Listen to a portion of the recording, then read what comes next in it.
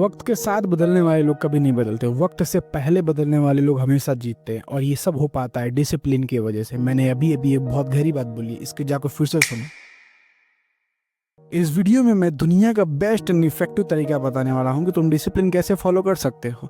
लेकिन इस वीडियो को शुरू करने से पहले मैं तुम्हें वार्निंग दे रहा हूँ, अगर इस वीडियो से तुम नहीं सीख पाए कि डिसिप्लिन कैसे फॉलो किया जाता है तो सॉरी मेरे भाई, दुनिया की कोई भी ताकत तुम्हें डिसिप्लिन फॉलो करवाने में मदद नहीं कर सकती है। इससे पहले समझते हैं ये डिसिप्लिन आखिर में है क्या।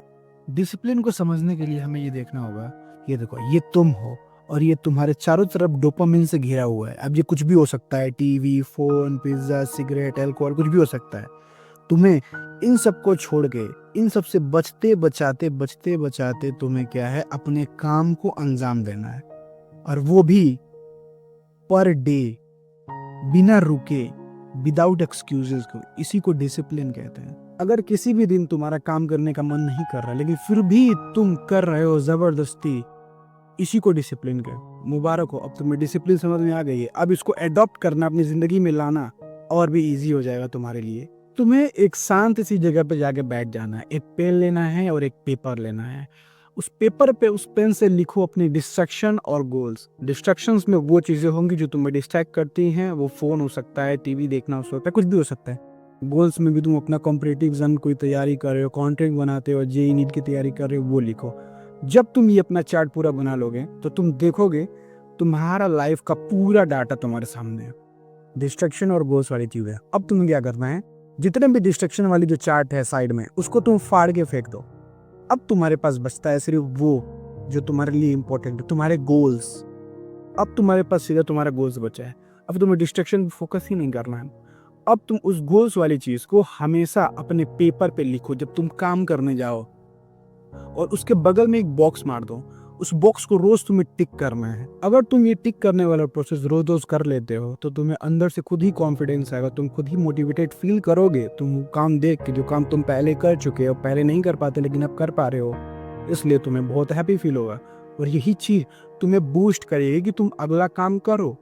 लेकिन यहाँ पे एक इंटरेस्टिंग पॉइंट आता है। अगर तुम मान लो तुम्हारे पास 5 दिन के 5 काम है, अगर वो 5 काम में से तुमने 3 काम कर लिया है, अब तुम 2 काम नहीं कर पाए, यहीं पे तुम्हारा ब्रेन तुम्हें बेवकूफ बनाएगा, तुम्हें डिसिप्लिन फॉलो करने से रोकेगा। वो बोलेगा कि भाई तुमने 5 गोल सेट किए, तूने तो 3 ही किए, 2 कहाँ, 2 तो तुमने किए ही नहीं। यही है ब्रेन का ट्रैप। यहाँ पे तुम फंसे, मतलब खुद गए गुरु।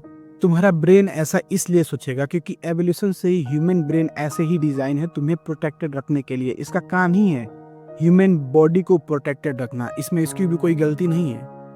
अब एग्जांपल के लिए तुम्हें एक चीज मैं एक्सप्लेन कर दूं जो तुम्हारे डिसिप्लिन के रूट को बहुत ज्यादा स्ट्रांग कर देगी। समझ ले तू नीट की तैयारी कर रहा है, ठीक है। अब तू रोज सुबह 5 बजे अलार्म बजता है तेरा और तू उठता नहीं है, कहता है 5 मिनट और 5 मिनट और, ऐसे करते करते आधे घंटे बीत जाते हैं। लेकिन ऐसा एक दिन होता है, तू एक छोटी सी डिसिप्लिन चॉइस की वजह से 5 बजे अलार्म बजता है और तू उठ जाता है। और 5 बजे उठ के सबसे पहले उठता है तू, और एक बायो का टफ टॉपिक जो तुझे सबसे टफ लगता था, या फिर कोई भी फिजिक्स या केमिस्ट्री का, उसको तो रिवाइज करता है, उसको तो पढ़ के अपने एग्जाम में जाता है। और एक टफ टॉपिक तू पढ़ने की वजह से तेरा उस पेपर में वो जो क्वेश्चन आया था, तूने उसका अच्छा आंसर दिया, उसके वजह से तेरे जो रैंक में डिफरेंस आता था वो 1000 का आ गया। सोच, एक छोटी सी स्टेप, एक छोटी सी डिफरेंस की वजह से कितना बड़ा रैंक का डिफरेंस आ गया।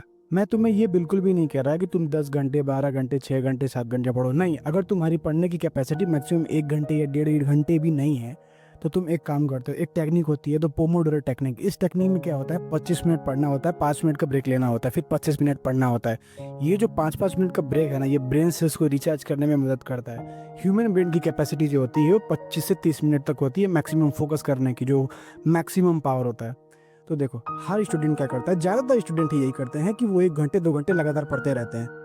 अब जब वो लास्ट में उठते हैं तो देखते हैं कि उन्हें कुछ ही चीज़ें याद आ रही हैं जो उन्होंने पढ़ी है, क्योंकि उन्हें ये बात का पता नहीं होता है कि जो ब्रेन का जो मैक्सिमम पोटेंशियल है फोकस करने का, वो 25-30 मिनट ही है, इससे ज़्यादा नहीं कर सकता। तो वो जो पढ़ते रहते हैं 1-1.5 घंटे, वो 25-30 मिनट का ही याद आएगा, पूरा पूरा कभी याद नहीं आएगा। वो आएगा भी तो धुंधला होगा। इसलिए हमेशा 25-25 मिनट करके पढ़ो। इससे क्या बेनिफिट होगा, तुम बोर भी नहीं होगे और चिल करके पढ़ भी पाओगे। तो ठीक है, ये वीडियो का लास्ट पार्ट है। अगर तुम्हें ये वीडियो बिल्कुल भी पसंद आई हो, थोड़ी भी हेल्पफुल लगी हो, तो इस वीडियो को एक लाइक कर देना। सब्सक्राइब तुम्हारे ऊपर है।